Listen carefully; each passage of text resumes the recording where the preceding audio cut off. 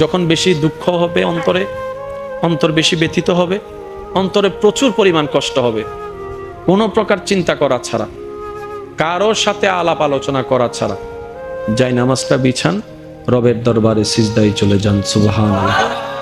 চোখটা বন্ধ করেন, চোখের পানি ছাড়তে থাকেন, মন হালকা হতে থাকবে, সিজদায় রবকে বলতে থাকেন, যা বলার বলতে থাকেন, যেভাবে বলার বলতে থাকেন।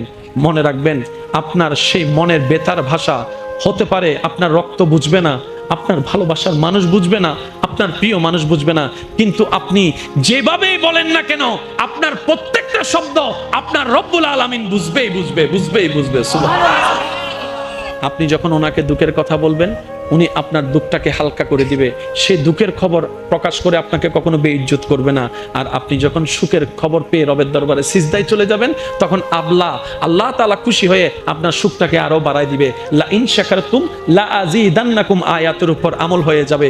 আপনি শুকরিয়া করতে থাকবেন, সুখটাকে বাড়তে থাকবেন, সুখের কথা বলতে থাকবেন, রব্বুল আলামিন দেখে দেখে আপনার সুখও বাড়ায় দিবে, শান্তিও বাড়ায় দিবে। বলেন না সুবহানাল্লাহ।